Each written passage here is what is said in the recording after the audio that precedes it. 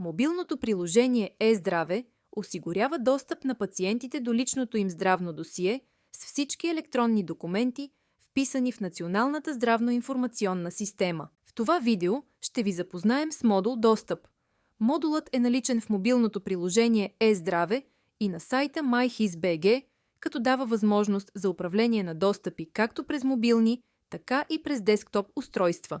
Модулът се намира в менюто Профил и чрез него потребителят може да позволи на лекар или зъболекар да разгледа цялата информация в електронното му здравно досие. На началния екран са показани записи на всички чакащи, активни, предоставени, отказани, оттеглени и изтекли достъпи.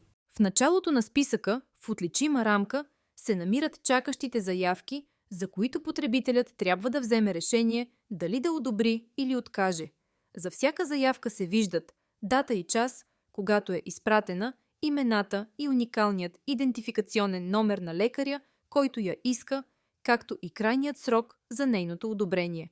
Заявките са валидни 5 минути след тяхното подаване от страна на лекаря. Ако потребителят използва е-здраве за достъп до електронното си здравно досие и е активирал функцията за получаване на известия, той ще получи нотификация, че има чакащо заявление за достъп. След като отвори заявката, потребителят трябва да избере дали да я одобри или да я откаже. Ако разреши достъпа, тя ще попадне в списъка с одобрени заявки и в продължение на 2 седмици лекарят или зъболекарят ще имат пълен достъп до всички данни в електронното здравно досие на потребителя. Отхвърлянето трябва да бъде потвърдено чрез натискане на Разбрах. Ако избере отказ, ще се върне на предишния екран и заявката може да бъде одобрена. Заявките за достъп до здравни досиета на деца се получават и от двамата родители на техните основни профили.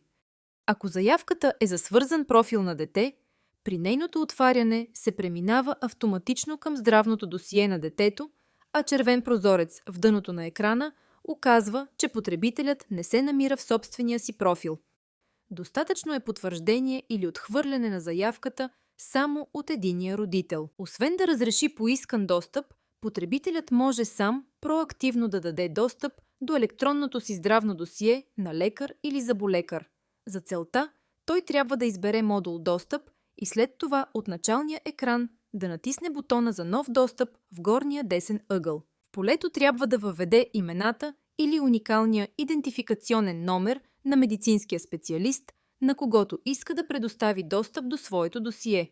Ако въвежда имена и има повече от един лекар с това име, се зарежда списък с медицинските специалисти, който показва специалността и уникалния идентификационен номер на всеки. След като избере лекаря, потребителят има възможност сам да определи за какъв срок да му предостави достъп до досието – за определен ден, за седмица, месец или от определена дата до друга дата. Потребителят може по всяко време да прекрати вече одобрения достъп до собственото си здравно досие, както и до това на неговите деца. За целта, от списъкът с предоставени достъпи трябва да бъде избран този, който потребителят иска да прекрати.